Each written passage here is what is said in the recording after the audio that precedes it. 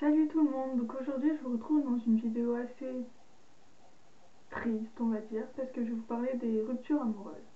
Donc pourquoi faire cette vidéo? Tout simplement parce que j'ai subi une rupture amoureuse il n'y a pas si longtemps que ça et que j'ai encore mal aujourd'hui. Donc je vais vous proposer des étapes pour vous en remettre très bien et être heureuse malgré tout.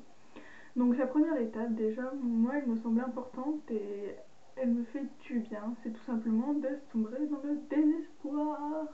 Donc on ne mange pas, on ne se lave pas, on pleure, on se plaint, on a mal partout, enfin tout, non je plaisante, j'exagère un tout petit peu. Mais voilà, c'est vraiment de se lâcher, de dire qu'on est triste, de dire que ça nous fait mal.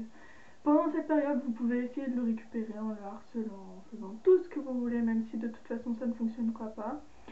Et ça va vous faire du bien. En tout cas, moi, cette étape-là me fait énormément de bien. Mais par contre, ce que je vous conseille, c'est de ne pas sombrer dans le désespoir trop longtemps. Parce que plus vite on remonte la pente, plus vite on est heureuse. Hein.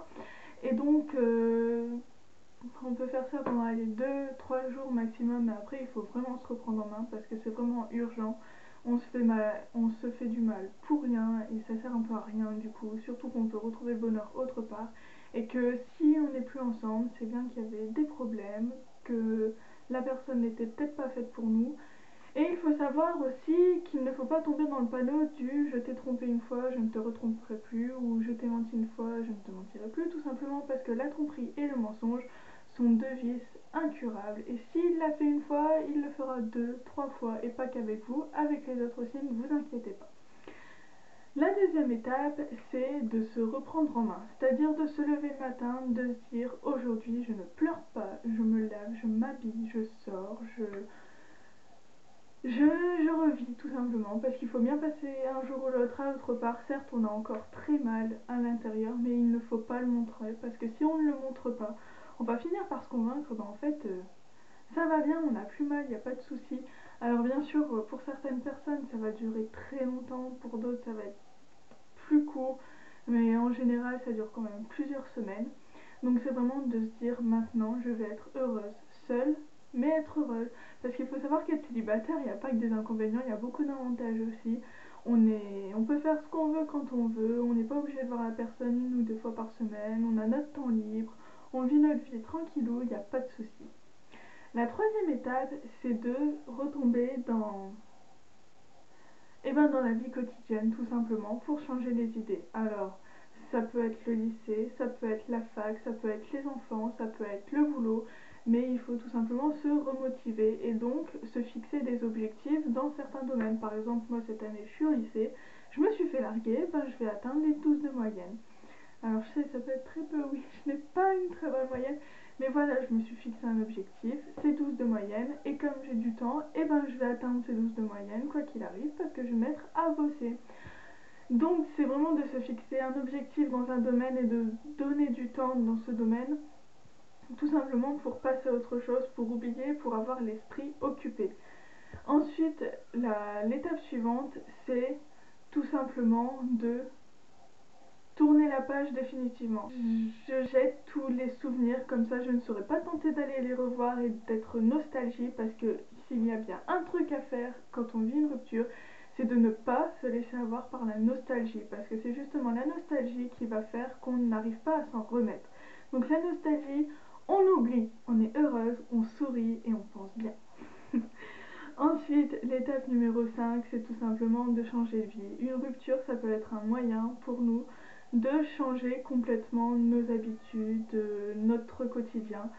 Par exemple, ça peut être de faire un tri dans son armoire, ça peut être de commencer une nouvelle activité, ça peut être de décider d'être moins timide, par exemple, pour faire plus de connaissances, ça peut être de recréer des liens avec des personnes qu'on a perdues de vue, mais surtout, c'est de changer quelque chose.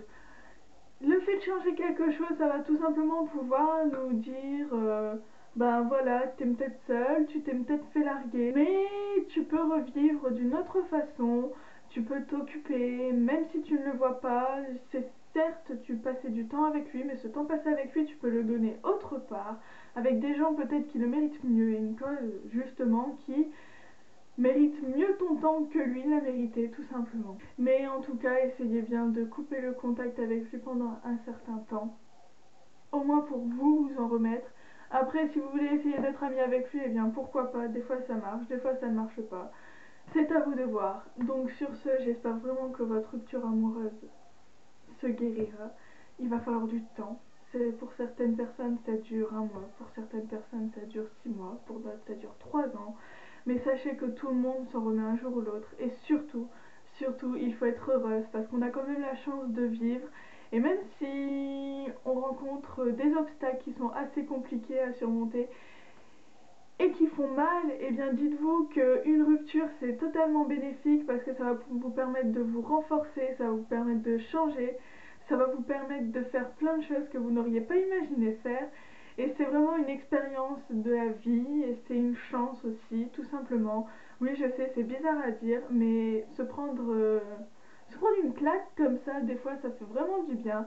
Ça peut vous permettre de dire, ouais, ok, ça m'a fait mal, et ben la prochaine fois, ça me fera moins mal parce que je serai plus fort. Voilà, donc sur ce, j'espère que cette vidéo vous aura plu et que je l'aurai assez bien expliqué. Si vous avez des questions, n'hésitez pas à me les poser en commentaire. Sachez que je ne suis pas du tout psychologue, que je tire mes informations de mon expérience personnelle et aujourd'hui je suis... Ça fait pas si longtemps que ça que mon copain m'a quitté. J'ai encore mal mais aujourd'hui je suis bien. Je n'ai rien à me reprocher de toute façon. Et comme vous pouvez le voir, j'ai le sourire, je pète la forme et je suis heureuse maintenant. Donc sur ce, je vous fais de gros bisous et je vous dis à la prochaine.